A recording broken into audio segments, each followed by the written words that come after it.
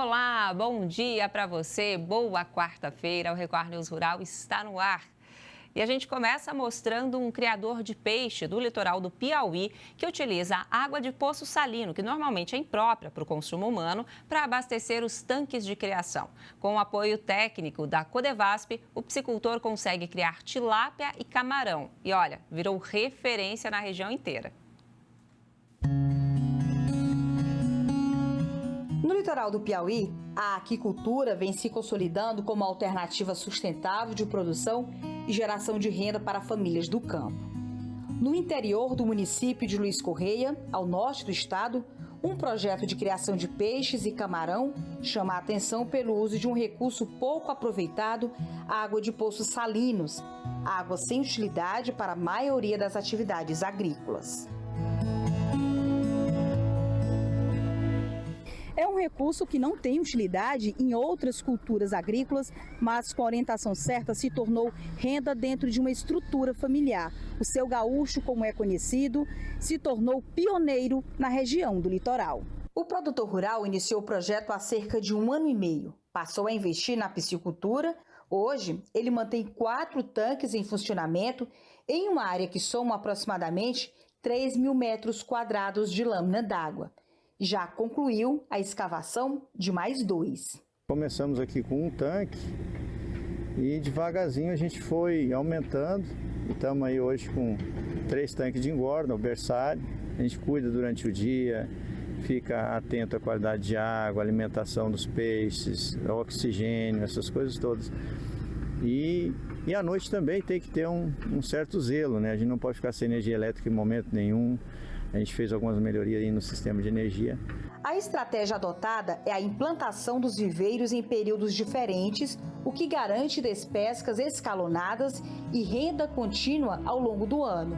Ele começou com a tilápia, mas viu que era possível aumentar a produção e passou a criar camarão cinza. Quando eu conheci o pessoal da Codevasp, eles é que foram me direcionando aí nos meus passos aí para mim ir fazendo a coisa ainda está dando certo, graças a Deus está dando certo.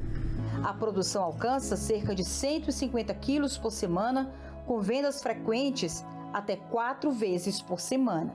O produtor comercializa principalmente peixes pequenos, entre 250 e 300 gramas, tamanho preferido pelo consumidor local. A atividade já apresenta resultados financeiros expressivos. A receita bruta mensal gira em torno de R$14 mil, com lucro líquido aproximado de 8 mil, fortalecendo a economia familiar e local. Hoje, a produção beneficia diretamente cerca de 11 comunidades de Luiz Correia, ampliando as perspectivas para outros produtores da região. Os viveiros são lonados, o que evita o contato direto dos animais com a areia e reduz riscos sanitários. O sistema conta ainda com aeração constante e geradores, garantindo o funcionamento da atividade mesmo em casos de queda de energia. Toda a iniciativa conta com o acompanhamento técnico da Codevasp. O suporte envolve orientação no manejo, prevenção de mortalidade, análise econômica e apoio à transferência de tecnologia para outros produtores. A gente acompanha ele desde a compra do alevino no laboratório, que é aqui no entorno de Luiz Correia, no município de Buriti dos Lopes, e essa transferência até aqui. Então a gente tem todo esse acompanhamento técnico, a parte de aclimatação, quando os alevinos chegam aqui, a gente falando da parte do peixe inicialmente. Contudo, ele também está com esse novo trabalho com o camarão. Eles passam 30 dias no berçário, então eles ficam 30 dias separados. Os alevinos crescendo e o camarão crescendo separadamente, que é para um não afetar o comprometimento, o desenvolvimento um do outro. A criação de camarão ainda está em fase inicial, um pouco mais de 4 meses. Este é o primeiro ciclo experimental. A experiência em Luiz Correia mostra que, com planejamento, tecnologia e apoio técnico, a aquicultura pode transformar recursos antes considerados improdutivos em desenvolvimento, renda e novas oportunidades para famílias do campo no Piauí.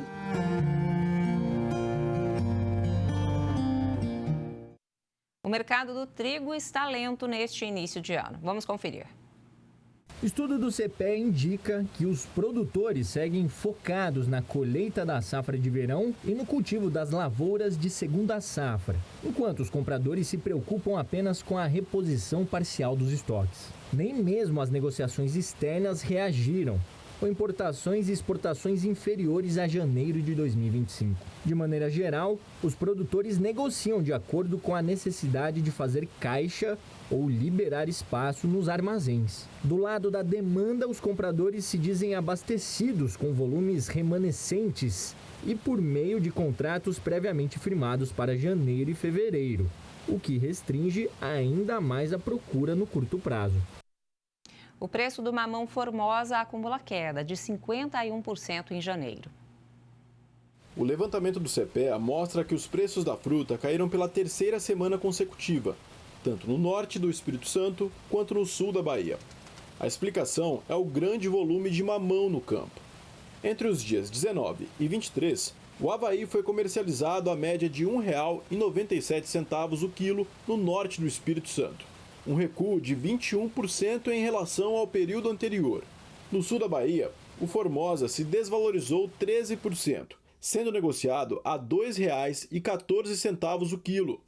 Na parcial do mês, a desvalorização acumulada é de 34% para o Avaí, no Espírito Santo, e de 51% para o Formosa, no sul da Bahia. No atacado paulista, o Formosa foi cotado a R$ 54,00 a caixa de 13 quilos na última semana, uma variação negativa de 17%.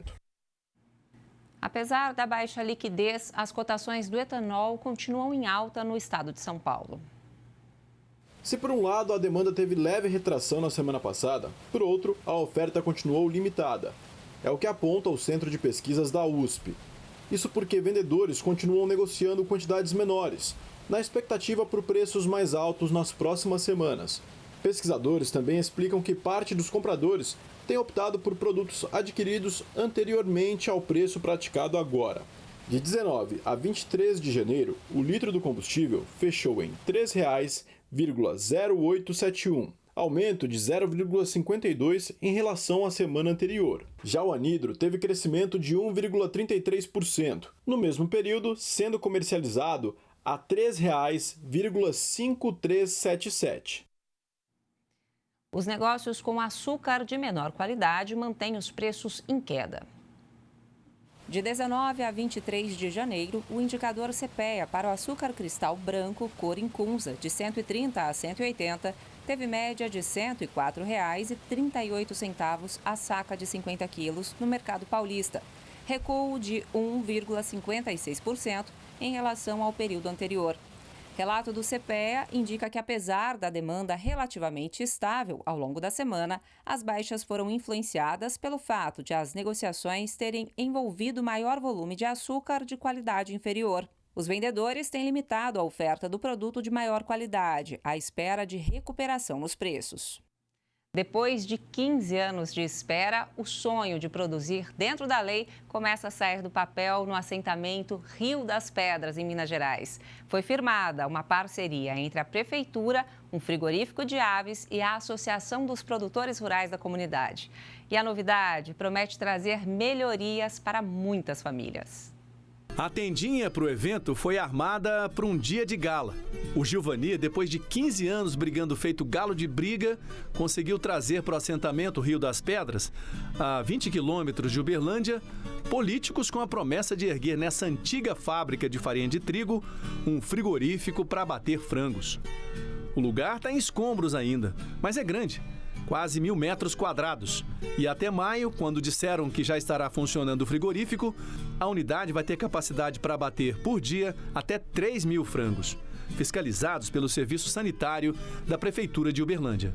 Nós, como diz, produzia frango e abatia clandestino, colocar no mercado clandestino. Hoje, esse frigorífico vai ser implantado e nós vamos ter o direito do selo, nós vender nosso produto, pôr no mercado com a nossa etiqueta. Então, assim, eu acho que significa tudo. Nós vamos ter a possibilidade da Prefeitura fazer a inspeção e da gente também dar todo o suporte através do programa Novo Agro para ter qualidade, para poder ter todos os padrões de produção e, com isso, garantir um alimento inspecionado, com sanidade garantida e também também, principalmente, uma opção de venda para esse produto regular.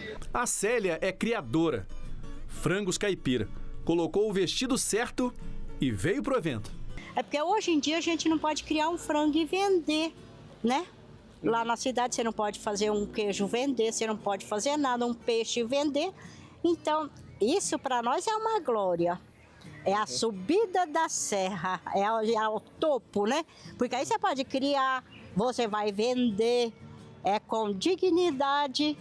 Falar, não, agora eu tenho aonde colocar meu produto e de uma forma sanitária, do jeito que manda a lei. Eu vendi uma porção de galinha esses dias. Vendeu? Graças a Deus. É porque eu trato caro demais, tá? Eu vendi uma porção, mas no instantinho tem mais. Que eu tenho Quantas galinhas só tem hoje aí? Mas é para ter umas 30 ainda. Umas estão escondidas.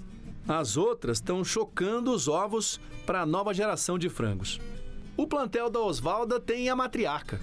Aquela galinha ali, segundo a Osvalda, é a vovó do terreiro. Ela tem 10 anos e é responsável pelo plantel, basicamente, aqui dos frangos caipira que ela tem. Ela está agora com 20 pintinhos. Agora vamos conhecer a Lilibete, vizinha da propriedade da Osvalda. Tá muito otimista. Todos os frangos que a gente criar aqui, que a comunidade criar, vai poder ter o abatedouro, né, e vender legalizado, porque a gente não pode vender frango por enquanto, né, na feira ou na rua. A gente tem que legalizar para poder ser aceito lá nos mercados, né? Então, hoje você tem quantos?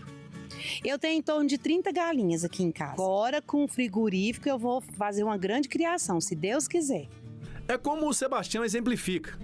Antes o trem estava desgovernado, sem rumo. Se sair o frigorífico... A gente tem que, né, trabalhar mais, né, e melhorar, né? Agora vai começar esse projeto aí, né? Então a gente tem que melhorar, né? Agora vai. Agora vai.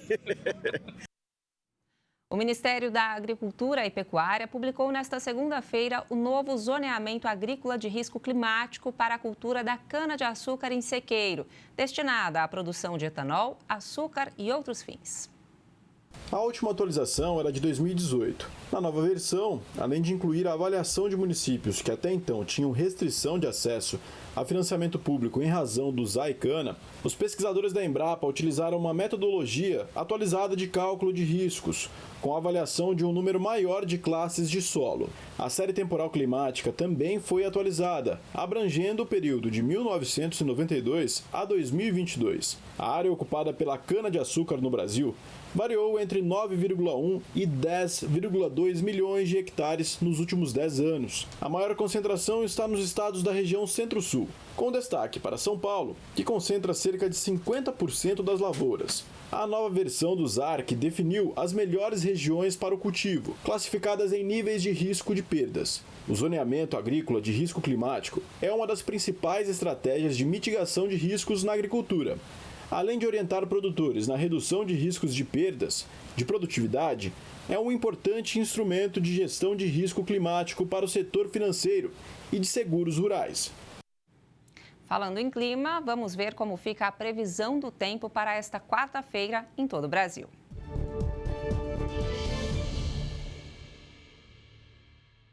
Nesta quarta, o calor e o tempo abafado continuam e as instabilidades voltam a ocorrer no sul do país. A influência de uma baixa pressão entre o Paraguai e o norte da Argentina, a atuação de um cavado meteorológico em níveis médios da atmosfera, além da presença de calor e umidade, favorecem instabilidades pelo país. E a atuação da zona de convergência intertropical também mantém as pancadas de chuva no norte e nordeste. Na região sul, amanhã começa com maior nebulosidade entre a faixa litorânea do Paraná e de Santa Catarina, além de pontos do litoral e da Serra Gaúcha. E ao longo do dia, o avanço de áreas de instabilidade aumentam a cobertura de nuvens em grande parte da região. Em São Paulo, Minas e no Rio, a nebulosidade aumenta a partir do fim da manhã. No Espírito Santo e no leste mineiro, o céu fica mais encoberto, porém com menor organização de instabilidades. Em Mato Grosso do Sul, Goiás, além de grande parte da região norte e nordeste do país, o tempo também segue mais fechado e com nuvens carregadas. Chove de maneira mais fraca desde amanhã no litoral do Paraná e de Santa Catarina, além da Serra Gaúcha. Ao longo do dia, a atuação de uma baixa pressão entre o Paraguai e o norte da Argentina, além da presença de calor e umidade na atmosfera, favorecem pancadas de chuva moderadas a fortes em grande parte da região sul do país, com risco de temporais no sul e na campanha gaúcha. No sudeste, a chuva começa de forma isolada e mais fraca no litoral da região e no leste mineiro, e ganha força a partir do fim da manhã. Chove de maneira moderada a forte em São Paulo, Triângulo Mineiro, Oeste, Sul e Zona da Mata de Minas e no sul do Rio. E há risco de temporais em algumas áreas. Já no litoral norte capixaba, chove de maneira moderada. As pancadas de chuva também começam pela manhã, no norte e oeste de Mato Grosso e em áreas de Mato Grosso do Sul. À tarde, as instabilidades se intensificam pela região, além de Goiás, com chuva moderada a forte e risco de temporais. No Nordeste, as chuvas também ganham força ao longo do dia, em grande parte da região, principalmente no Maranhão e no Piauí. E na Bahia, as instabilidades também aumentam pelo estado. As pancadas continuam frequentes e intensas no norte do país, onde chove de maneira moderada a forte, e há risco de temporais no oeste da região, além de áreas do Tocantins e leste do Pará. E as rajadas de vento variam entre 40 e 50 km por hora, no leste do Nordeste, entre a região dos lagos no Rio de Janeiro e grande parte do centro-sul capixaba, além do oeste litoral norte gaúcho e sul catarinense. E em relação às temperaturas para esta quarta, máximas de 28 graus em Belo Horizonte, máximas de 28 graus em Belo Horizonte, Goiânia e Cuiabá, 30 em Salvador, 31 em São Paulo e até 33 graus em Porto Alegre. Além de exportar e abastecer o mercado interno, o agronegócio brasileiro também está ligado à arte. Os subprodutos incentivam a criatividade de alguns artistas nacionais. Em Ribeirão Preto, no interior de São Paulo, uma artesã usa o bagaço da cana e as colas de amido de milho e farinha de trigo para fazer peças que são vendidas até no exterior. Edilson foi cortador de cana e ganha a vida como garapeiro há 18 anos em Ribeirão Preto. O bagaço aqui não vai para o lixo. Tânia aproveita tudo. Artesã há 30 anos, ela recolhe o material e consegue transformar o resíduo em arte. Essas bolsas foram feitas com os restos da cana. Os produtos têm jeito e preço de grife. Nós temos pessoas que compram da gente aqui no Brasil, pega da gente, chega a vender até 1.000 euros uma peça dessa na Itália, em alguns outros lugares. Essa é linda, olha, ó. E é muito fácil de fazer, é simplesmente bagaço de cana. Bagaço de cana e farinha de trigo. E aí a coloração, como é que você faz o acabamento? A gente usa produto natural, a gente usa o pigmento de alimentos, né? O pigmento natural, como beterraba, semente de caju, outros produtos que a gente tira o pigmento. Nas mãos da Tânia, o bagaço também vira itens de decoração. Essa peça, por exemplo, ela é 100% natural, não tem resina, não tem nada. Essas peças, por exemplo, nós temos alta demanda. A cidade de Olambra, que é a cidade das flores, compra em grande quantidade se você quiser produzir esses vasinhos aqui. A artesã aproveita outros materiais que seriam descartados para dar forma à criatividade. A serragem de madeira vira peças de vários tamanhos e utilidades, assim como o papelão, que se multiplica em itens sofisticados e com acabamento no capricho. Eu vou produzir uma peça para você ver passo a passo como a gente faz. Esse aqui é a cola feita com farinha de trigo. Essa aqui é uma colinha feita com amido de milho. Então são as duas colas que podem ser usadas e o bagaço de cana. O primeiro passo é tirar a polpa de dentro da casca da cana. Para cada 100 gramas da fibra, a artesã usa 2 copos de água para bater tudo no liquidificador. Após coar a mistura, é importante levar para secar, para ficar assim, com jeito de pó. Aí é só misturar com um pouco da cola de amido de milho e cola de farinha de trigo, até a massa ficar nesse ponto, úmida e sem rachaduras. Depois, modelar com a ajuda de uma forma e dar o acabamento com uma colher. A lixa ajuda a tirar as imperfeições. Então, a tigela ganha umas pinceladas de água com cola. Esperar secar novamente. E feito. O item está pronto para a venda. Edilson, o garapeiro que fornece o bagaço, ficou surpreso com os resultados. Eu sabia que ele gerava energia, que pode fazer um farelo para dar para o gado. Tem gente que pega aqui também para isso, picota ele, põe na ração, no capim. Isso eu sabia. Agora essas peças aí? Nunca tinha visto, e é a primeira vez e achei maravilhoso. A gente vai te apresentar agora uma tecnologia capaz de diferenciar cafés por região e detectar adulterações, tudo de forma rápida e com baixo custo. A pesquisa é desenvolvida pela Embrapa Rondônia em parceria com a Unicamp. E quem chega para explicar em que fase está esse estudo e como é que funciona essa tecnologia é o pesquisador da Unicamp, doutor Michel Baqueta. Bom dia para você, Michel. Bom dia, muito obrigado pelo convite. Nós que agradecemos pela participação, Michel, e a gente quer entender como é que funciona, o que é a espectroscopia no infravermelho próximo, né, que é o NIR, se ela já é usada em outras cadeias e como ela funciona no caso da cafeicultura. Certo, então a espectroscopia na região do infravermelho próximo, ela se baseia na interação da energia, mas é nessa região do infravermelho próximo que a gente tem diferentes energias que interagem, né, com a amostra, e a gente trabalha com essa região.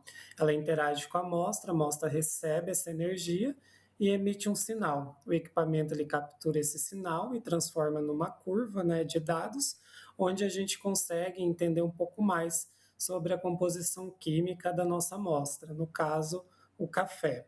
Essa tecnologia já é usada para análise do café verde, do café torrado, mas também é empregada na indústria alimentícia para cana-de-açúcar, para medição de sucos, de frutas, hortaliças, estudos de identificação de fraude de carnes e outros alimentos.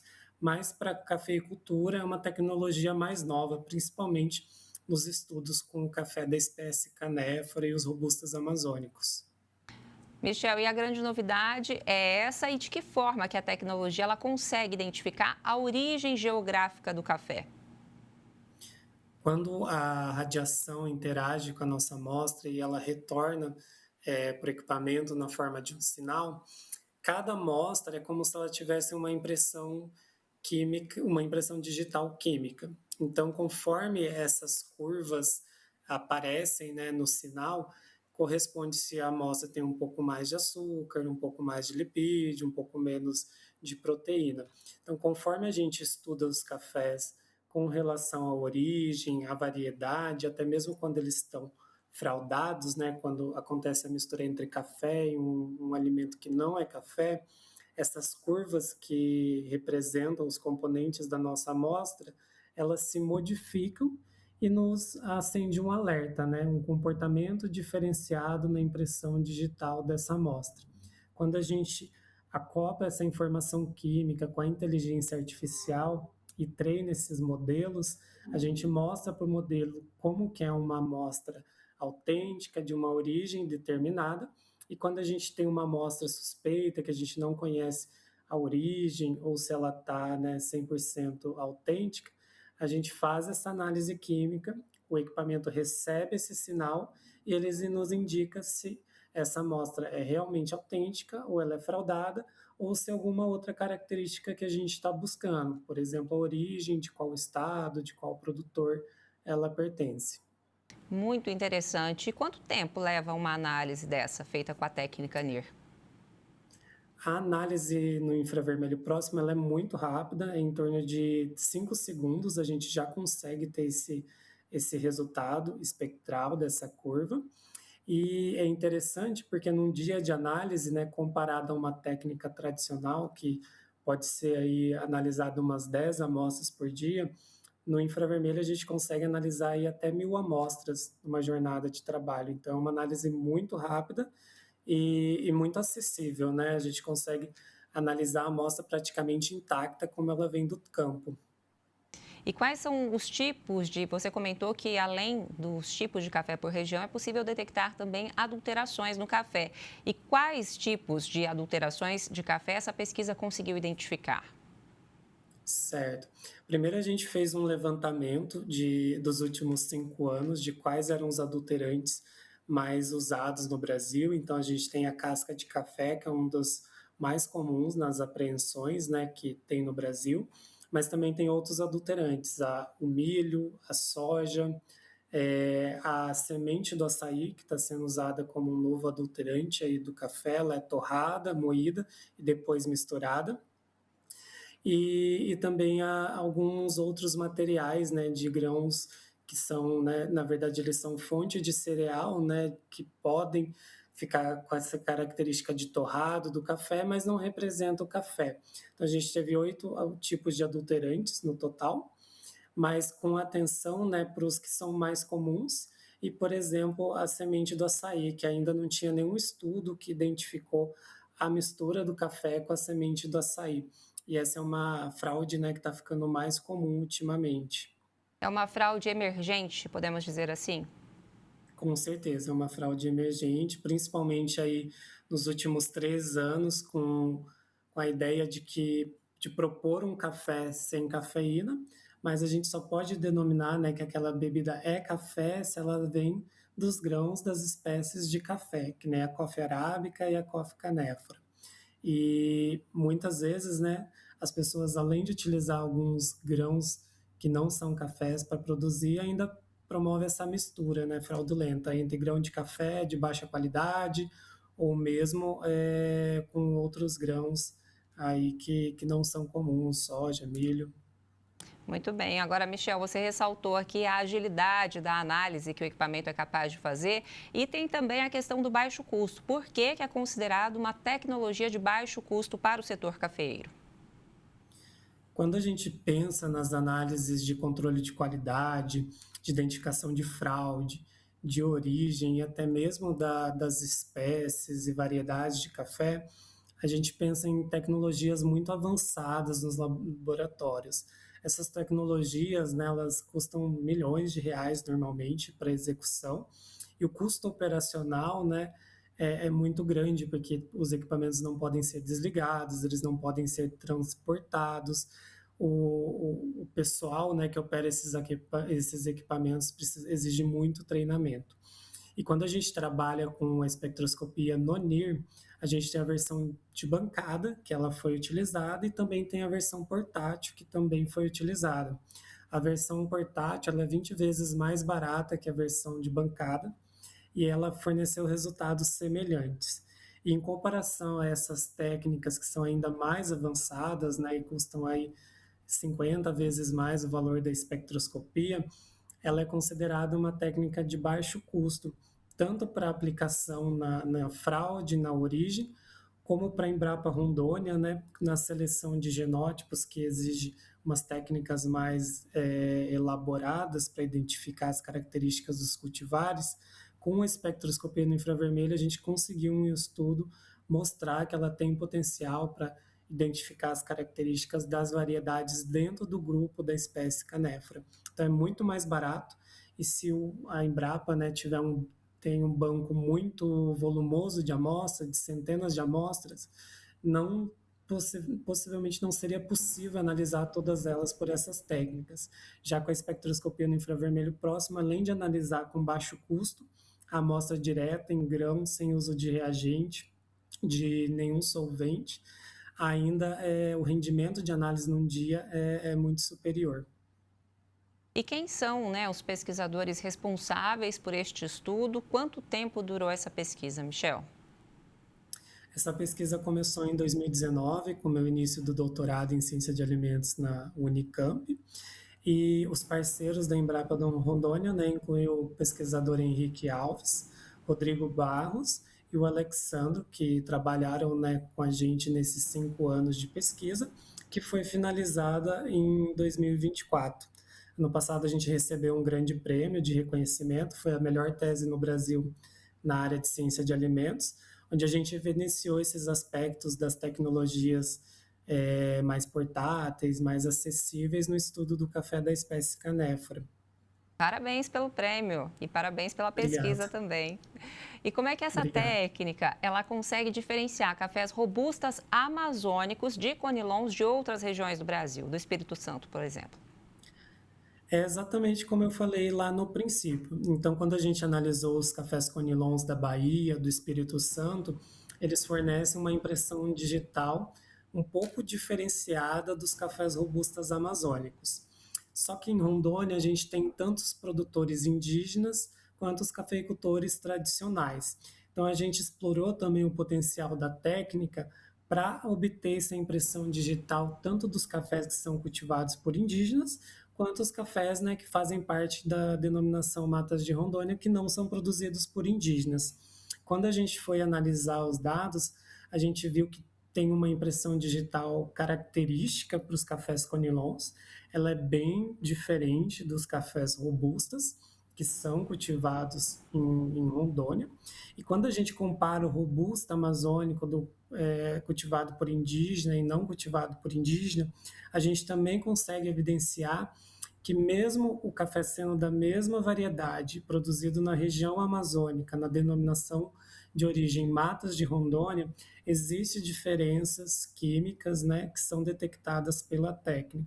E onde estão essas diferenças químicas? Estão relacionadas aos teores de açúcares, de proteínas e de lipídios, além também dos fenólicos, que é importante, né, para a nossa ingestão, como os ácidos clorogênicos, também a cafeína, o teor é diferenciado entre os cafés.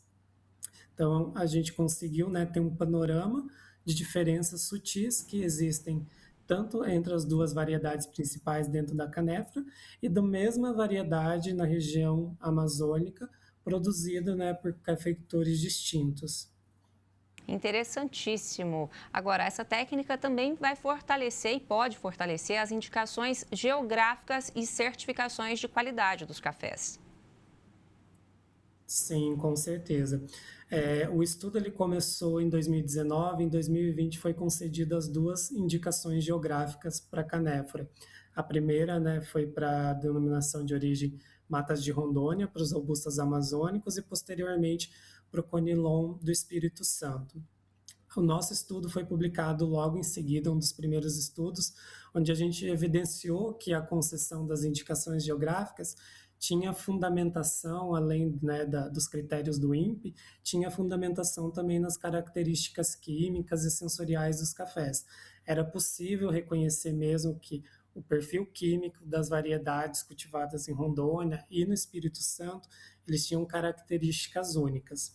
Mas a gente também trabalhou com o café conilon produzido no sul da Bahia, e a gente evidenciou que, apesar de ainda não ter uma indicação geográfica para o conilon do sul da Bahia, pode ser que nos próximos anos isso surja, porque ele também possui características únicas, assim como o conilon do Espírito Santo, os robustas amazônicos de Rondônia, e isso pode, né, levar ao interesse dos produtores a investir em qualidade, em processamento da variedade, e vir aí no futuro até mais uma indicação de origem para café do tipo conilon do sul da Bahia.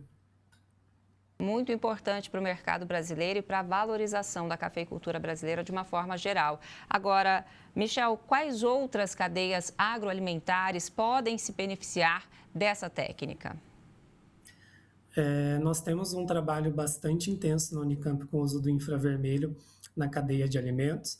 Então, a cadeia do cacau pode se beneficiar para avaliar o teor de maturação dos frutos, a qualidade do cacau produzido, a própria cana-de-açúcar, como eu comentei anteriormente, a própria indústria de carnes também é muito utilizada essa tecnologia, e toda a cadeia se beneficia, na verdade. É uma técnica muito versátil e que permite avaliar as amostras na forma intacta, como elas são. Então, muitas técnicas, né, exigem que a gente prepare a amostra para ser analisada, e muitas vezes essa amostra, quando ela é preparada, ela é destruída. Então, a gente acaba não conseguindo analisar por um motivo ou outro. Como o infravermelho ele permite essa análise direta, ele permite que praticamente todos os tipos de alimentos sejam analisados. Então, é uma técnica muito versátil, né, para ser aplicada, e já é aplicada na indústria de soja também, de outros cereais, indústria de ração animal, para medir vários parâmetros de qualidade e também para emissão de laudos. Muito interessante, realmente um benefício amplo para várias cadeias agroprodutivas aí. Quais são os próximos passos agora da pesquisa para consolidar a tecnologia no mercado? Tudo que a gente fez até agora, nós trouxemos, né, de Rondônia para os laboratórios da Unicamp. Agora, o nosso próximo passo é levar a tecnologia para Rondônia, né, em parceria com a Embrapa Rondônia, e para as cooperativas envolvidas na produção dos cafés robustas amazônicos, para a gente implementar o método, né, como uma técnica de certificação da qualidade e da origem dos cafés robustas amazônicos. Isso seria, né, a primeira implementação que a gente sabe no Brasil da técnica para emissão de um certificado de qualidade, de origem.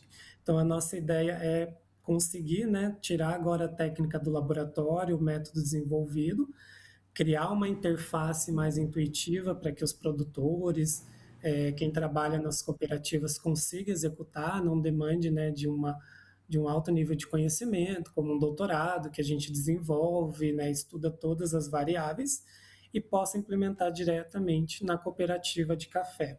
Isso é uma proposta bem inovadora, mas a gente acredita que os resultados estão bem validados e vai permitir não só a certificação da qualidade, da origem dos cafés robustos amazônicos, mas também aumentar o nível de pesquisa e de produtividade científica na região, implementando essa técnica que consegue, né, lidar com volumes grandes de amostra. Muito bem, Dr. Michel Baqueta, pesquisador da Unicamp, pesquisa premiada, parabéns mais uma vez e muito obrigada por ter topado falar aqui com a gente. Muito obrigado pela oportunidade, foi um prazer.